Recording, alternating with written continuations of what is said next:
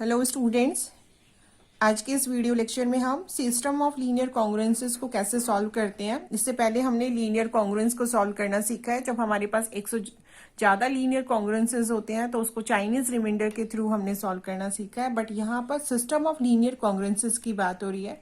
It means यहाँ पर एक से ज्यादा वेरिएबल यानी कि 2 वेरिएबल्स हमारे पास इन्वॉल्व हैं और ऐसे वेरिएबल्स का जो हमारे पास सिस्टम बना है उनको कैसे सॉल्व करते हैं। तो इस थ्योरम का अगर हम स्टेटमेंट देखें तो यहाँ पर हमें 2 लीनियर कॉन्ग्रुएंसेस गिवन है, ax plus B Y which is congruent to r with modulo n and cx plus D Y which is congruent to s with modulo n। यहाँ पर मॉड वैल्यू क्या है, सेम है, but ax और by यानी कि x और y 2 variable है। जब ax प्लस by के साथ मल्टीप्लाई हो रहा है तो कॉन्ग्रुएंट r के यानी कि रिमाइंडर क्या रहा है r, और cx प्लस डी जो है उसके साथ क्या है, कॉन्ग्रुएंस पर रिमाइंडर हमें s मिल रहा है। यहाँ a b c d क्या है, डिफरेंट इंटीजर्स है और ये सिस्टम एक यूनिक सॉल्यूशन एग्जिस्ट करता है विद मॉड्यूलो n के साथ। जब कंडीशन क्या है, जब ad माइनस बी सी और n जो यहाँ पर वैल्यू है उनके बीच का जो जीसीडी है वो क्या आना चाहिए, 1। यानी कि ये जो मैट्रिक्स डिटर्मिनेंट बन रहा है ad माइनस बी सी और इसका अगर हम n के साथ जीसीडी लें तो इन दोनों के बीच का जीसीडी क्या होना चाहिए, 1 होना चाहिए। अगर 1 होगा तो ऐसा सिस्टम एक यूनिक सॉल्यूशन एग्जिस्ट करेगा। यहाँ अगर इस सिस्टम को देखो तो आप जब स्टार्टिंग में जब हम लीनियर इक्वेशंस को सॉल्व करना सीखते हैं ये कुछ इसी तरह का सिस्टम है और इसको सॉल्व करने का प्रोसेस भी हम कुछ ऐसा ही यूज करने वाले हैं। तो सबसे पहले हमारे पास क्या है, ax plus B Y which is congruent to r with modulo n, cx plus D Y which is congruent to s with modulo n। This is our equation 1 and equation 2। अब इक्वेशन 1 और 2 के लिए हमें x के लिए solve करना है तो हमें y वाली टर्म्स को इक्वल बनाना होगा। y वाली टर्म्स को अगर इक्वल बनाना है तो कैसे करते हैं, अगर 2x प्लस 3y है, 4x प्लस 7y है और इक्वल बना रहे हो तो सेकंड वाले को इसके साथ जो कॉफिशिएंट है उसके साथ मल्टीप्लाई कर देते हैं और फर्स्ट का जो कॉफिशिएंट है वो सेकंड के साथ मल्टीप्लाई कर देते हैं। तो ऐसा ही कुछ मैंने यहाँ लिख दिया है, multiply this equation 1 by D यानी कि ये बी डी हो जाएगा और सेकंड को जब मल्टीप्लाई करो, कंप्लीट को करोगे वैसे तो, बट ये कॉफिशिएंट सेम कर रहे हैं जिससे कि हम इन्हें कैंसिल आउट कर सकें। जब ये बी सी मल्टीप्लाई हो गया तो ये भी बी डी वाई हो गया। तो यहाँ क्या बना, this A D X plus B D Y which is congruent to R D with modulo N, except modulo सारी जो इक्वेशन है वो मल्टीप्लाई होगा क्योंकि मॉड वैल्यू, क्योंकि आपको मॉड वैल्यू ये बताती है कि जो आपके सॉल्यूशंस है वो इन्हीं के बीच में से एग्जिस्ट करेंगे। तो मॉड वैल्यू में कोई चेंजेस नहीं होता, जो आप मल्टीप्लाई करते हो वो लेफ्ट हैंड साइड और राइट हैंड साइड इन दोनों वैल्यूज पे करते हो, ना कि मॉड वैल्यू पर। अब यहाँ पर जो मल्टीप्लाई हुआ तो ये मेरी first equation A D X plus B D Y is congruent to R D बनी। सेकेंड इक्वेशन बनी B C X plus B D Y is congruent to S B with modulo N. 1 और 2 हमने already name दिए थे तो ये equation third और fourth हो गई। इनमें से सब्ट्रैक्ट करें तो ये वाला पार्ट कैंसिल आउट हो जाएगा। अब हमारे पास क्या बनेगा, A D minus B C with X is congruent to R D minus S B with modulo N. अब ये कुछ कैसा है, ये A B C D all are integers ही थे तो ये प्रोडक्ट में क्या देगा, हमें एक इंटीजर वैल्यू देगा और हमें पता है कि A X is congruent to B with modulo N. एक सॉल्यूशन कब एग्जिस्ट करता है, जब a और n का जो भी आएगा जीसीडी वो इस b को डिवाइड करे। अब यहाँ पर तो क्या गिवन है, ad और bc और इसका n का जीसीडी 1 ही है तो 1 जो भी है वो तो सारे नंबर्स को डिवाइड करता है, तो इट मीन्स हमारा सॉल्यूशन एग्जिस्ट करेगा। अब सॉल्यूशन एग्जिस्ट करेगा तो वो किस फॉर्म में होगा वो जरा हम देखें। हम सॉल्व कर सकते हैं ax के लिए, x यानी कि एक x फाइंड आउट कर सकते हैं।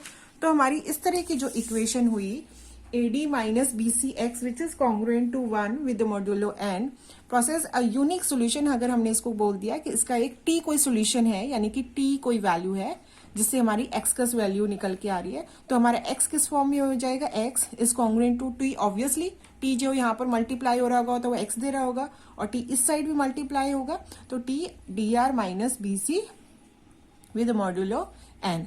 ये तो हमने x के लिए सॉल्व कर लिया। इसी तरह हम किसके लिए, y के लिए भी सॉल्व कर सकते हैं। अगर हमें y के लिए सॉल्व करना है तो x में जो कॉफिशिएंट है उसको एलिमिनेट करना होगा। उसके लिए हमने फर्स्ट को c से मल्टीप्लाई करा, सेकंड को a से मल्टीप्लाई किया, तो अब हमारी इक्वेशन कुछ इस तरह से आई ad minus B C Y which is equal to as minus C R with modulo n।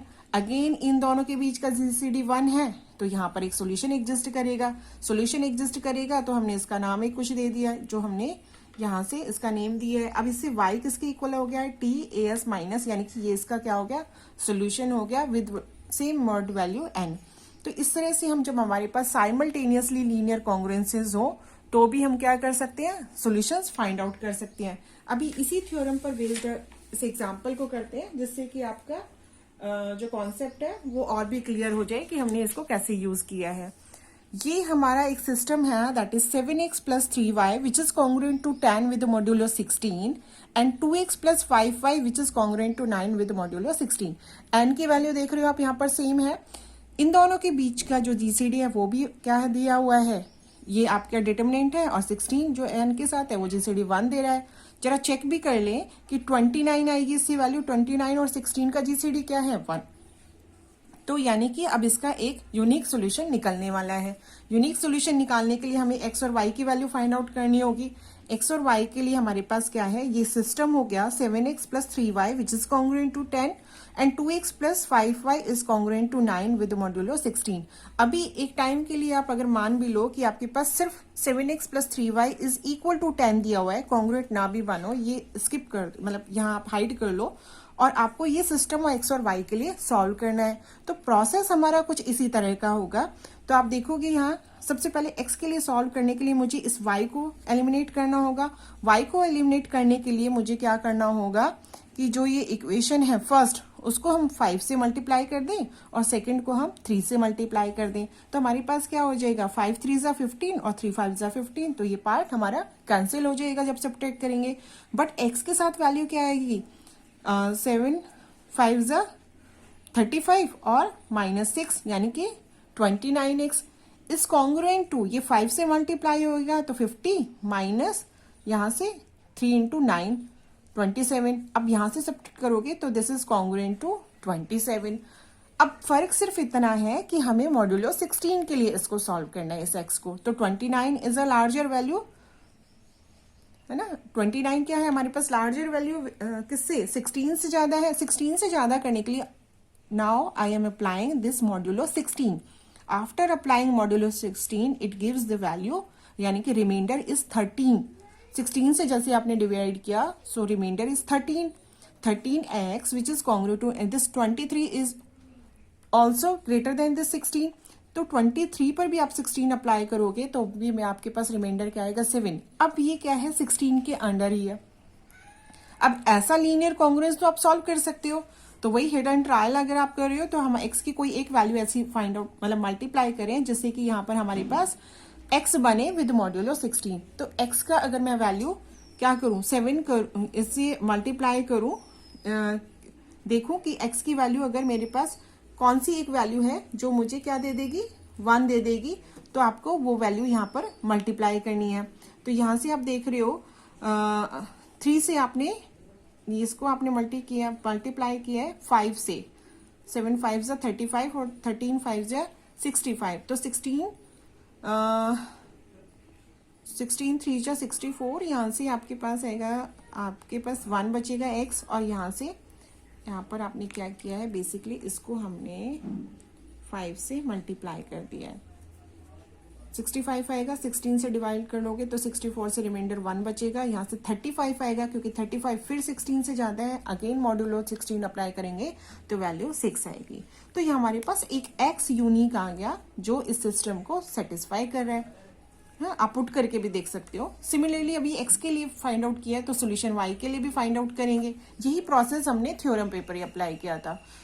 अब यहाँ पर आप देख रहे हो कि जब हमें अब क्या एलिमिनेट करना है, x को एलिमिनेट करना है, तो इस इक्वेशन को मैं 2 से मल्टीप्लाई करूं, इसको 7 से, बट हम सेकंड में से फर्स्ट सब्ट्रैक्ट कर देते हैं जिससे कि हमारे पास पॉजिटिव वैल्यूज हैं।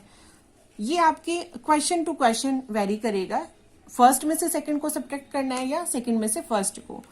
तो वो तो हम जब सिंपल सी इक्वेशन सॉल्व करते थे तब भी करते थे कि हम पॉजिटिव टर्म लें। अगर आप नेगेटिव ले लेते हो तो भी कोई इश्यू नहीं है, बस आपको मॉड्यूलो 16 उस केस में अप्लाई करके उसको पॉजिटिव वैल्यू बना लेना है, क्योंकि हम positive integer solutions find out कर रहे हैं। तो यहाँ पर 29y आया which is congruent to 7 into 9 minus 2 into 10 with modulo 16। अब यहाँ पे 29 ऑलरेडी चल रहा है, यहाँ से जब कैलकुलेट करोगे तो 43। अब इस कंप्लीट पर मैं मॉड्यूलो 16 अप्लाई कर दूंगी।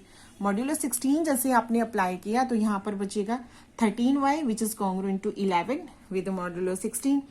अब ये अगेन आपके पास ax b की फॉर्म आ गई है, तो अब हम ऐसा y सर्च करेंगे जहां पर आपके पास सिंपल y बचे और यहाँ पर आपके उसका सॉल्यूशन बचे। तो इसके लिए मेरे पास क्या होगा, 13 को मैंने क्या कर दिया है 5 से अगेन मल्टीप्लाई किया, तो मेरे पास ये आएगा 65y which is congruent to 55। Modulo 16 apply करोगे तो y की वैल्यू आएगी 7, y is congruent to 7 with modulo 16. So this x is congruent to 3 with modulo 16 and y is congruent to 7 modulo 16 are the unique solution of the system, and the system is 7x plus 3y is congruent to 10 and 2x plus 5y is congruent to 9. आप x और y की value put करके with modulo 16 apply करके देखोगे तो भी value हमारी ये वेरीफाई हो रही होगी।